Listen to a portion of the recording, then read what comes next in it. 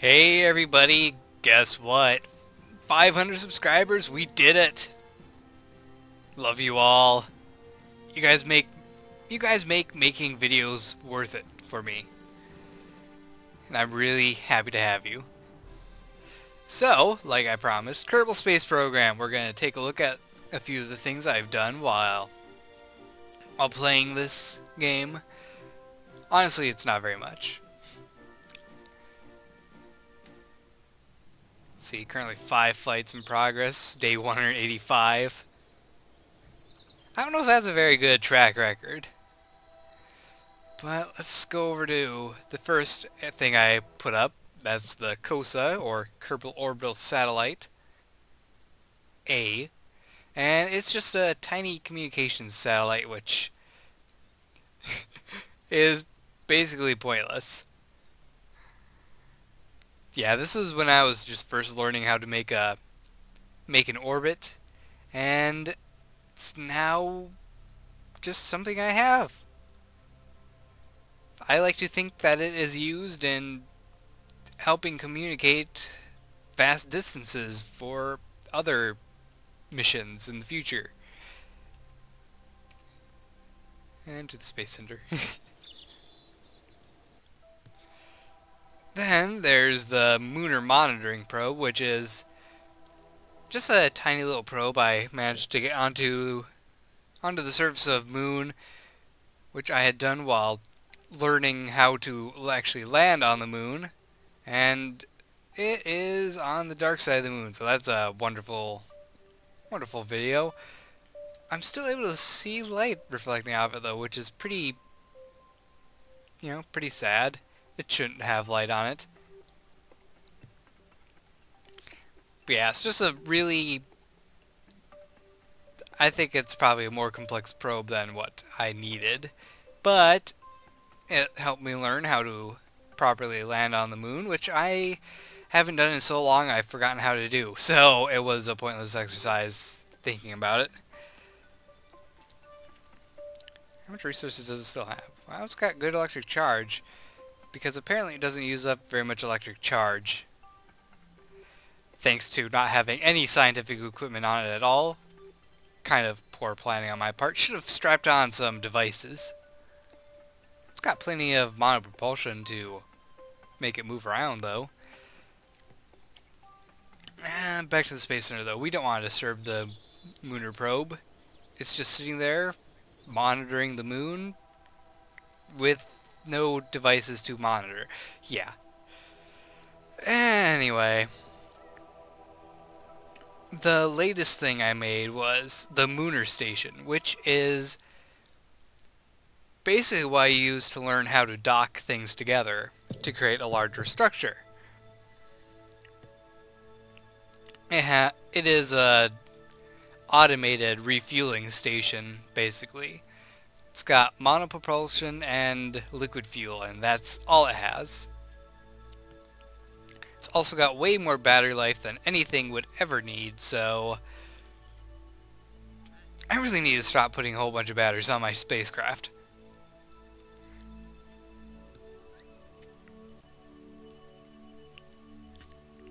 Yeah, it's in an orbit around the Moon. Basically, it can serve as a place for a lander to dock to and go down to the Moon, and probably what I would do is set up a small station on the Moon, a lunar base, and have a lander that can transport Kerbals up and down. But before I do that, I need to finish my current project, which is the KUSS, or Kerbal United Space Station, which has the three main figures that everyone knows from Kerbal Space Program: Jebediah, Bill, and Bob. Jebediah always happy as hell. Bill and Bob never happy at all. As you can see, this thing is apparently out of liquid fuel.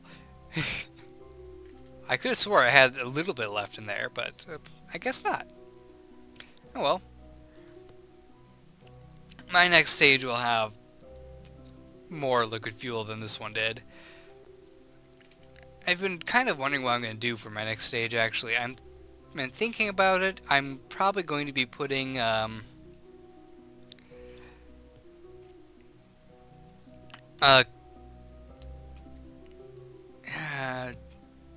clothes hanger rack design. Basically, it will look like this, but with more liquid fuel. Should I have... I don't know if it'll have one of these or not. It might not.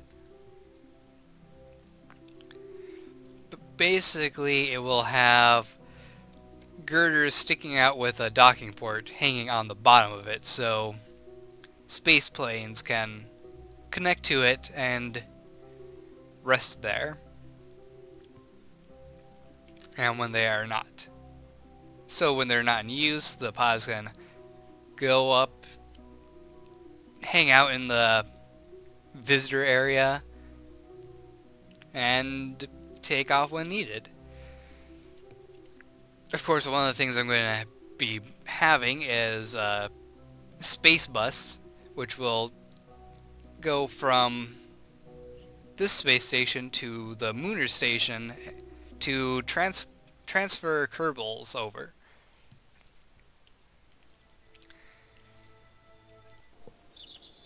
But enough about those. We need to head back to the main menu so I can get to my secondary save file, which is my experimental rocketeering save. Basically, it's the save where I just waste time making a bunch of crazy rockets that never will work. Mainly space planes, because I've been trying and trying and trying to make a space plane, but I am not good at that. Most of the time they can't even get off the runway. Apparently I have 2 flights in progress. Oh, broadhead fighter probes. Yeah, those get turned off.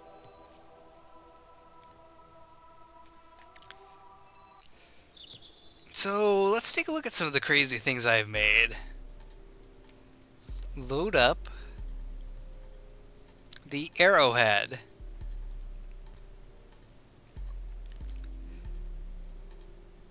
Yeah, this thing can't fly. This is like one of the first things I made trying to create a space plane, and it didn't work. It didn't take off. It was a poor concept. I don't think it had enough surface area for lifting. That might have been my problem. Then there's the broadhead, which, while significantly smaller, also was having problems with actually being able to take off. So I tried adding some VTOL engines to it, which kind of worked, just not good enough. To be honest, I am very bad at this game. I am not good with space. Even though I love space games, I am not good with space.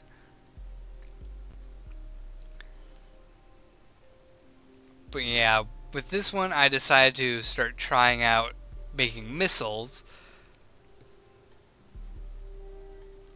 which I'll actually show how that works. I'll show the result of making missiles. Hey there, Jeb. Ready to fire some missiles for us?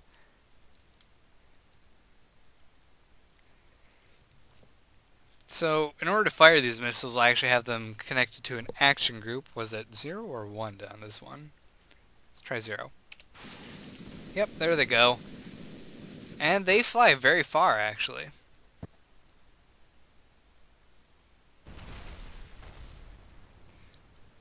.6 kilometers, not bad.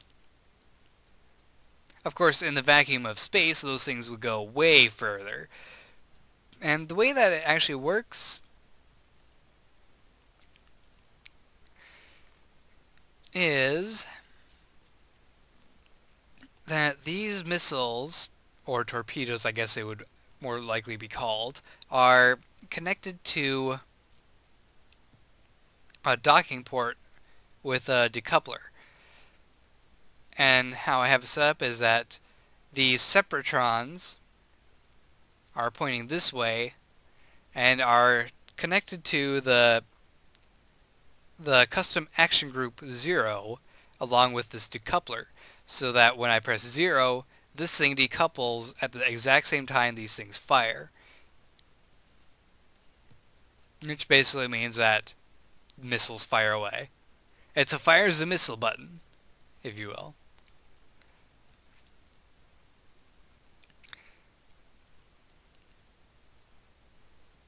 Now, unfortunately, the way this is set up, I can't actually try flying this thing. Or can I? No, I can't. It would not work out. I would have to redo the staging.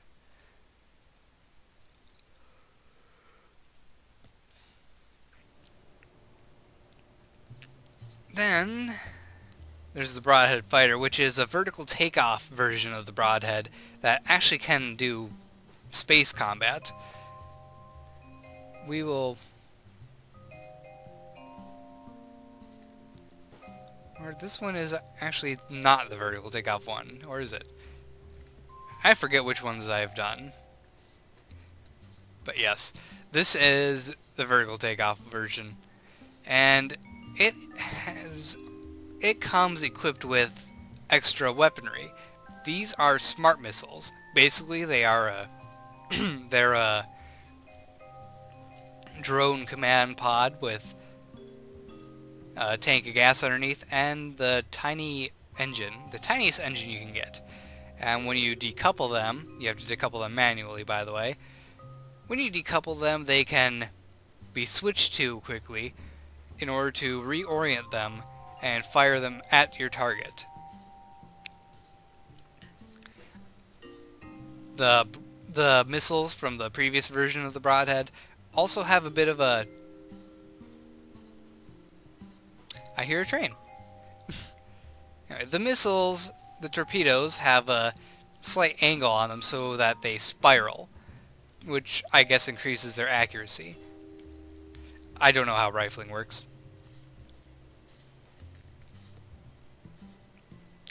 Then there is the dual pilot strike craft, which was pretty much just a crazy concept I thought up of, hey, what if you tried attaching 2 cockpits to a space plane? Of course, I could never get this thing off the ground, so it is a worthless endeavor on my part. It usually is a worthless endeavor on my part. Now, what was the major problem with this one? Let's find out.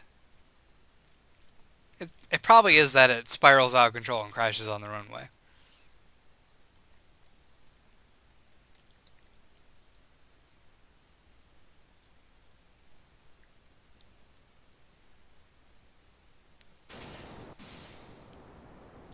Oh, that might be a problem.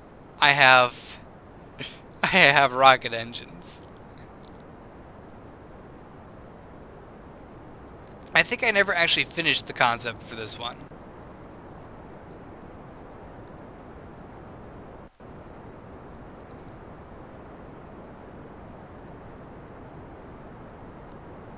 And there is actually no guidance system on here either, I think.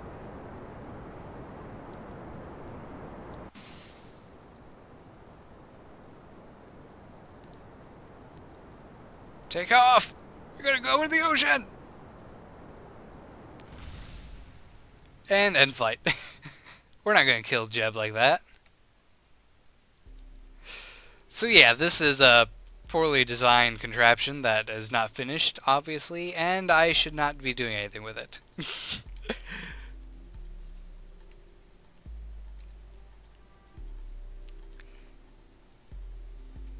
Then there's the Eagle, which I think was one of my better attempts at making a space plane. It still was crap, honestly.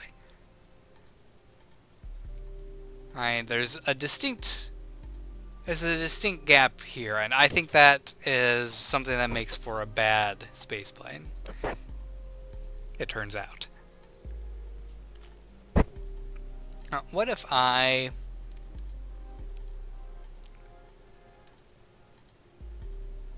Move that. Remove this.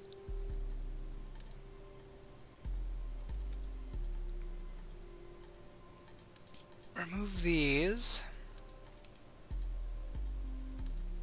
Oh wait.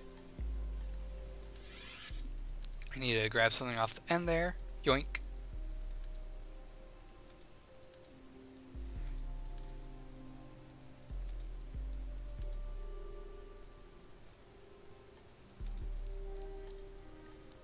Maybe that would work, actually. We'll attach these here.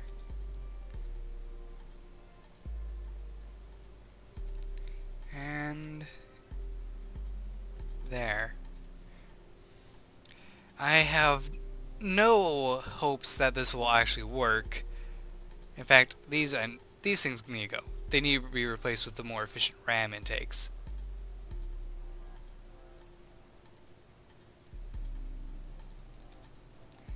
Alright, so what's the mass? That's right there. Lift is slightly to the back of the mass, which I guess is good. I don't really know. Me know this stuff? Yeah, right. Alright, Eagle, let's fly.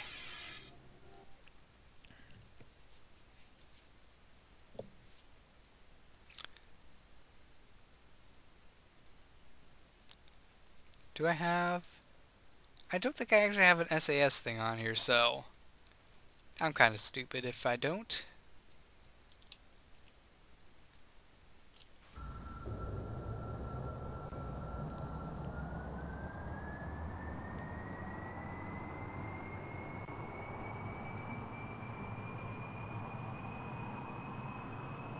Ooh, it wants to take off. Hey, it takes off! I'm genuinely surprised with myself. I don't think it can get up to the speeds we need to actually get into orbit, but it can fly! I'm a success! As I nearly flip this thing over... Oh, fine-tune controls. That would help.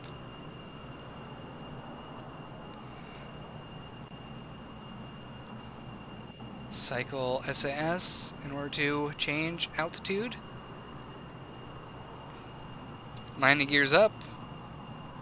Look at that, everyone. I can make a plane that flies. Hooray! Usually they explode on the runway, but hey, I'll take what I can get. This isn't going to get into space probably, but I'm fine with that, I guess.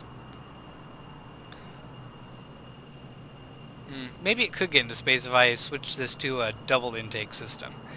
What I mean by that is making it so that there's more intake spots.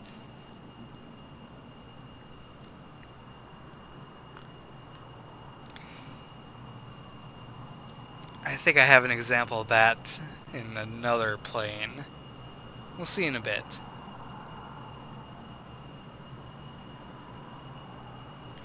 And if I time warp 2, it stays intact, very wobbly. Time warp 3, yes, I know. Time warp 3, oh, it's shaking out of control. Time warp 4, it's surviving, but not very well. This thing can go up to time warp 3, so that's pretty good, I guess.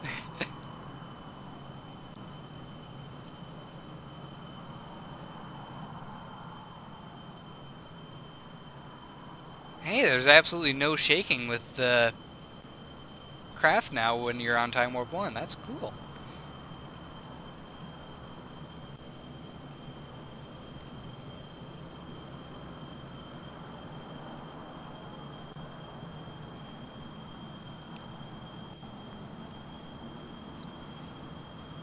And our intake air is staying stable. Of course, it's probably going to start dropping once we break 12,000 meters, but I'll take this. Oh, and here we go. The inevitable drop of intake air.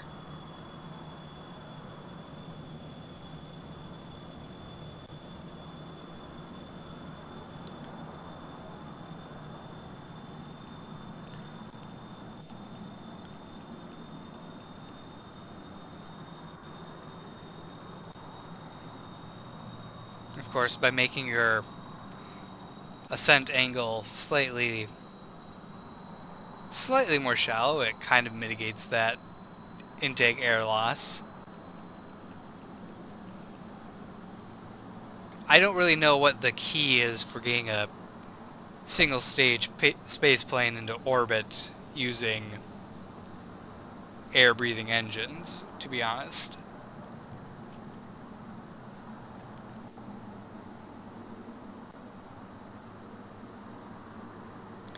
I know speed is a factor, but what speed do you need to get to before you can just rocket yourself into orbit?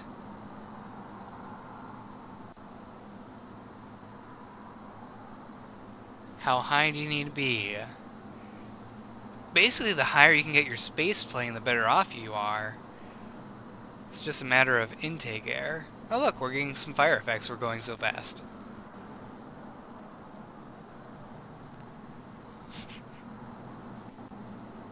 And we can see the curvature of the planet, which is pretty good.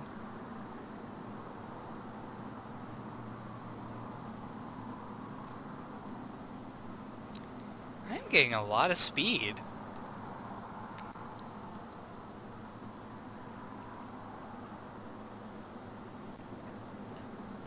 Not much vertical.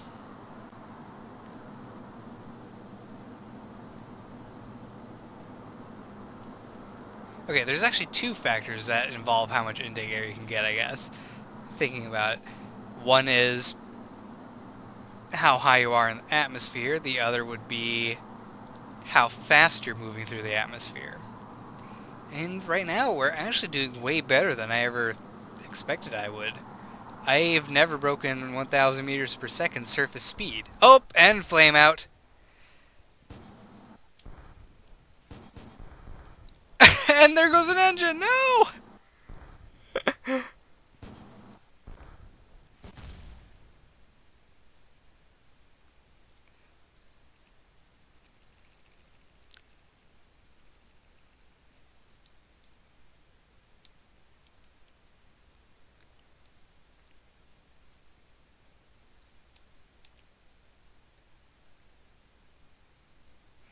Well, nothing I can do about this.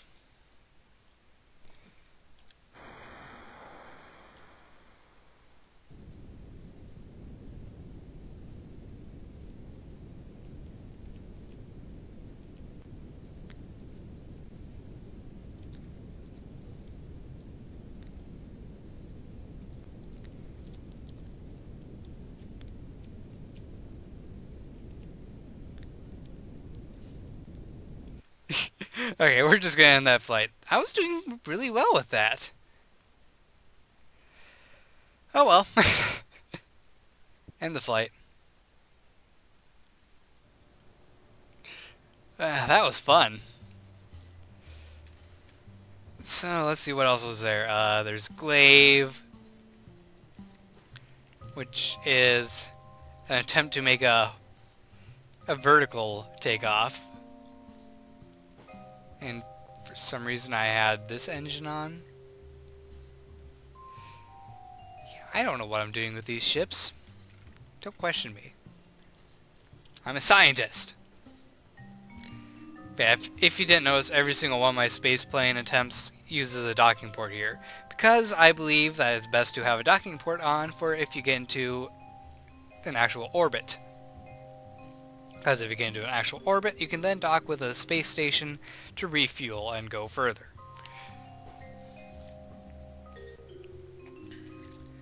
Let's see, horizontal plane launch. I don't know what I was doing with this thing. But it had parachutes, which is a feature that probably should happen more often with my planes, given what happens to them all the time.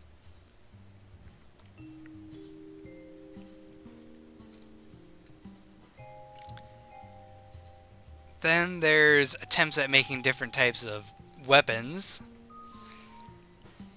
This is a foolish concept in which I drop a giant tank of fuel onto something.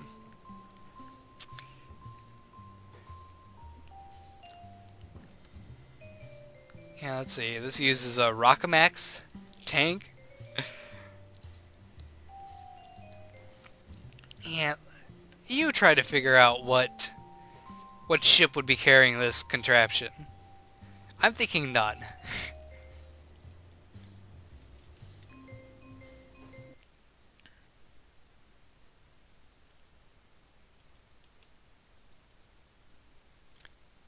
But it looks neat.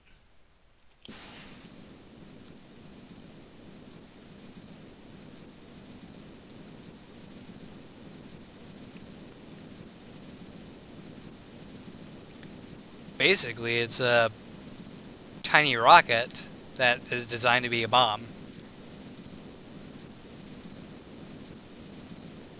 I wonder what the max height of this thing is anyway.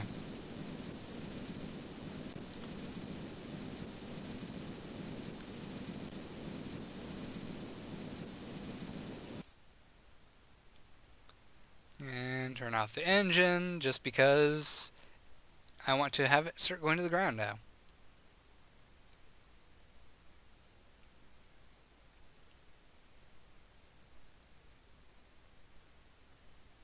Hey.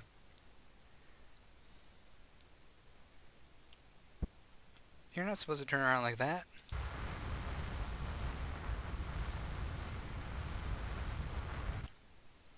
Oh well. I wanted it to flip over so I could turn on the engines and just launch it at the ground. That didn't work out. But we're going to still see an explosion.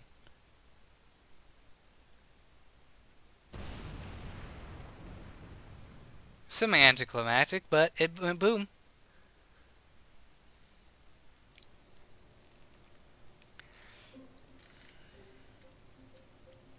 Let's see, multi-Kerbal shuttle. Oh yes.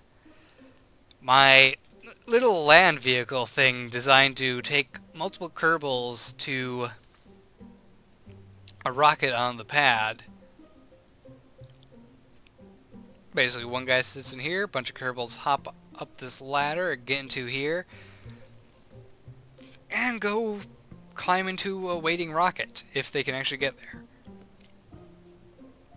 I so far have not made a rocket which can actually do that.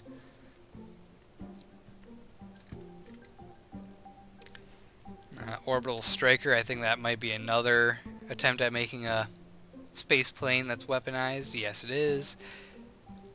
This is what I mean with the multiple intake stuff. Basically, I have a stack splitting thing here. What's that called? Bicoupler. And I attached two intake areas on there. That didn't seem to be enough, however, so I added these and put them there. And it's a weird looking device, isn't it? I can't remember if this flies at all or not. Also note that I have a actual space pod here instead. Reason for that is I can't even remember. Why did I use that? Oh, maybe it was to try making it look more angular. I don't know. I don't know what I'm thinking half the time when I make this stuff.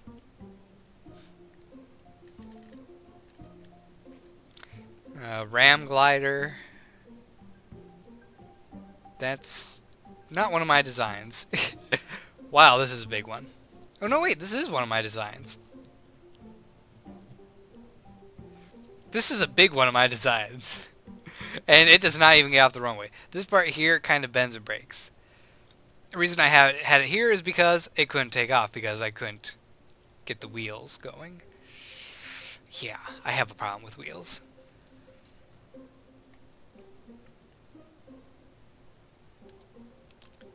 What if I remove this?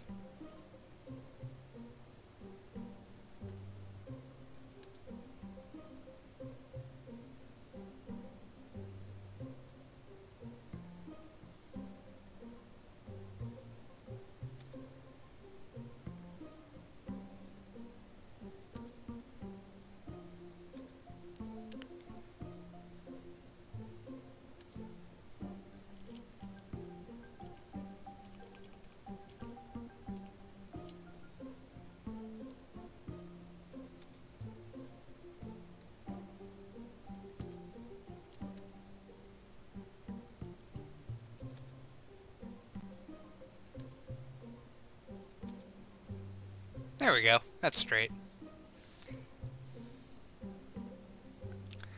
Okay, then we'll take these.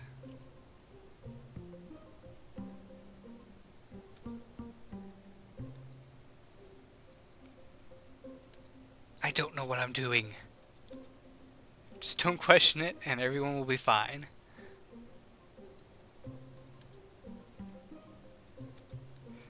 This is never gonna work.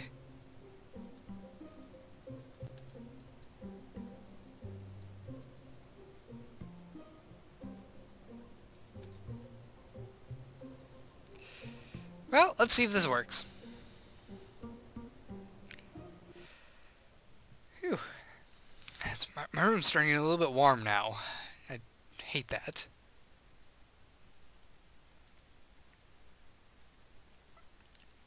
It's got an angle. It's got engines. It's got a high chance of going boom.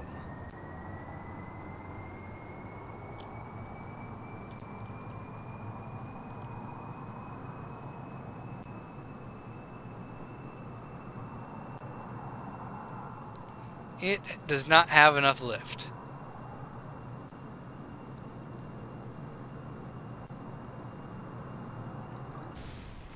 And there went half the engines. And there went Jeb. Sorry, Jeb. It's okay, we can resurrect you with the power of restart. Alright, enough of that. Let's take a look at my vertical stuff. Because we're going to end this pretty soon here. Let's see. This is my concept for a space bus. Yes, it takes a lot of tanks to get up into the atmosphere, but it will work. Gall darn it. It's got a fairly decent fuel tank, some small engines, and enough space to transfer 4 Kerbals between space stations.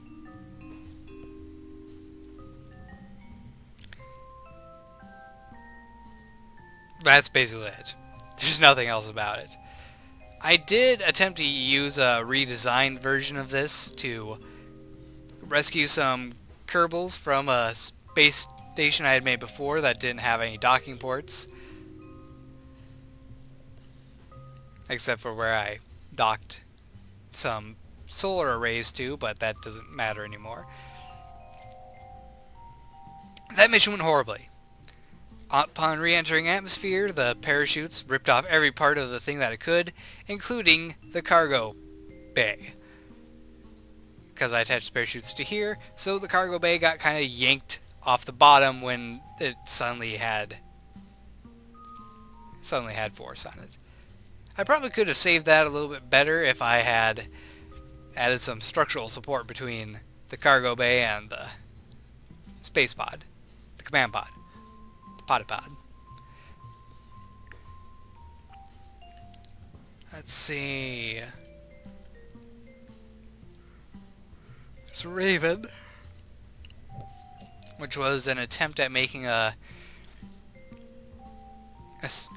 kind of space plane that had pointless landing wheels, because this thing is not designed to land in any sort of atmosphere.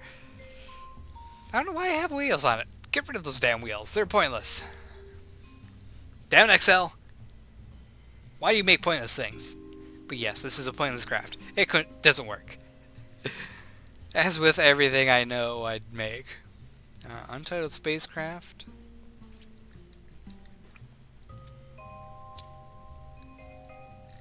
What the heck was I doing with this thing?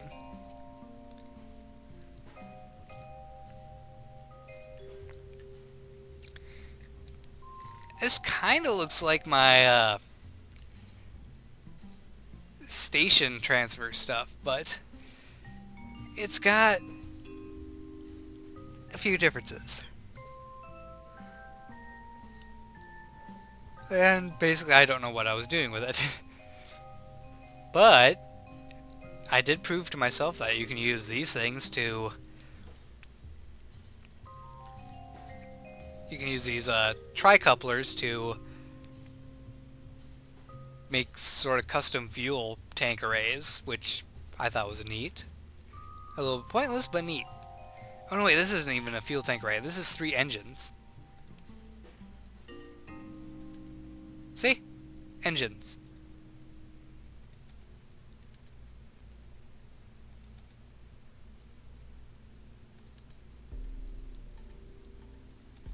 There.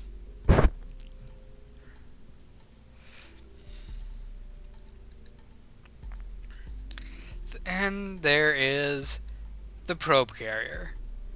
The first thing I ever made that can actually lag the game.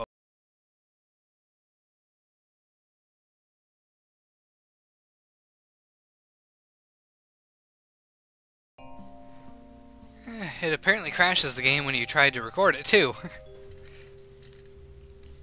Anyway. Behold the probe carrier.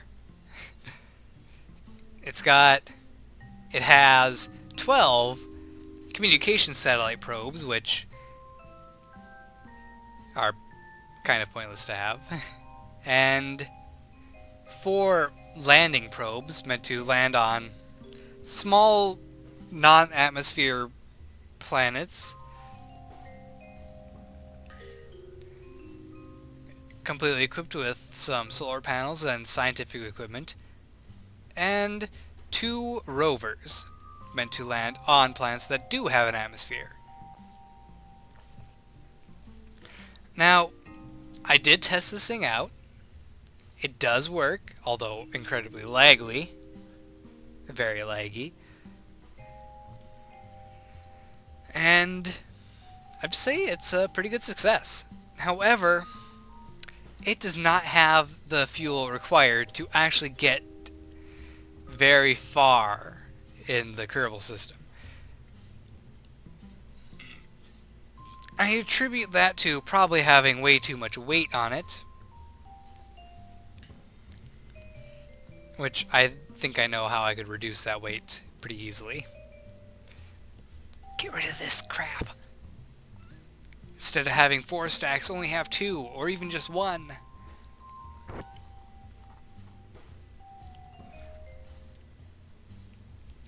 Yeah, I could just get rid of the nose cone here, put the stack on top of the top here, and basically remove 3 of these strut stacks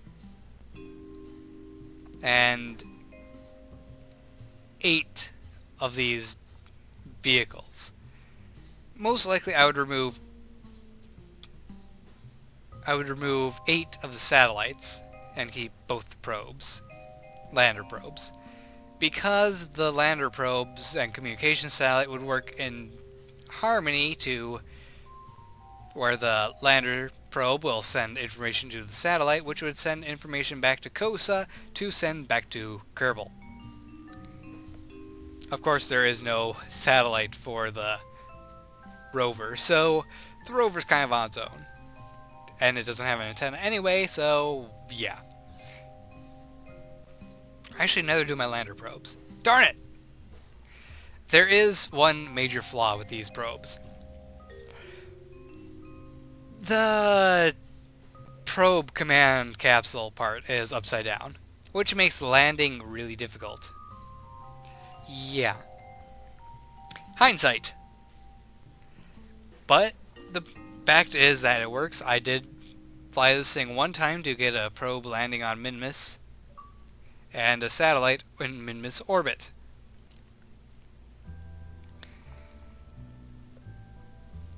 And the rovers do actually work. I would try to launch this thing, but that would not work out well at all. It would be horrible. But I can recreate the rover very easily. Let's see, structural, we need the probe body on the bottom.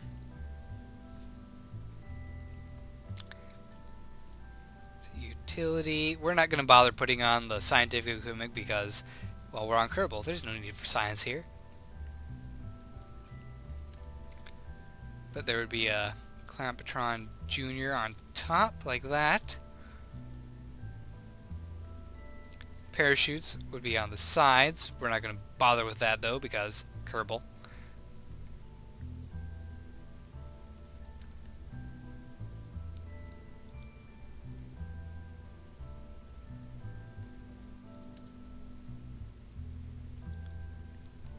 Which wheels did I use again? I can't even load right now. Ah, screw it. We're gonna use these wheels.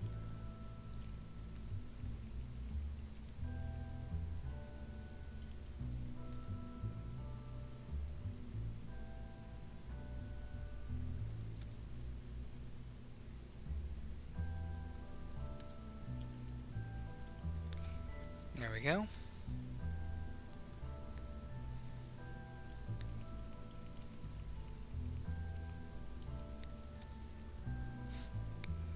Then a light on the front.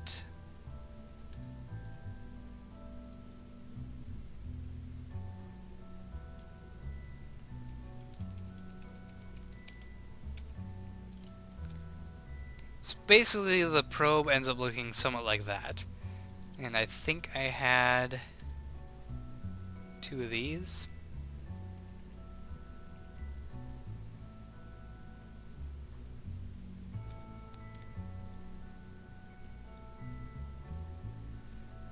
And launch.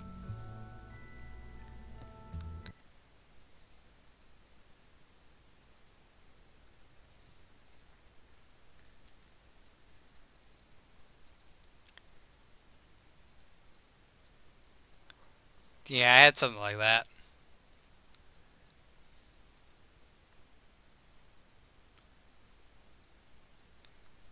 Unfortunately, it's like sunset, so...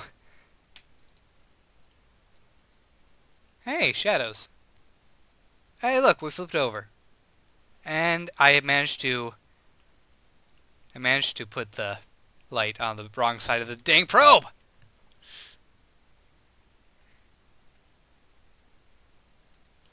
Well, that worked, I guess. No, it didn't. This is a horrible thing.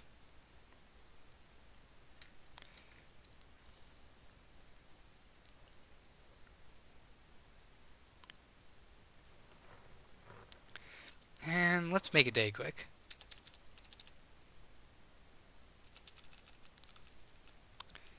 There we go.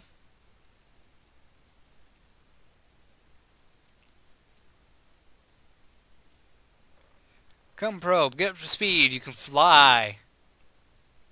Fly with your solar panels. This thing actually goes pretty fast. And we lost some solar panels, and we lost the other panels, and we rolled over! Hooray!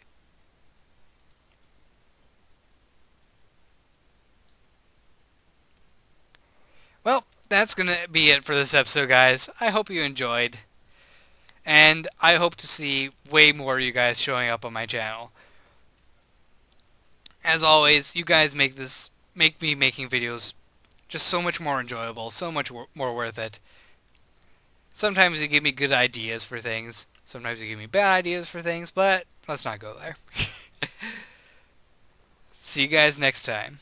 Take care. Goodbye.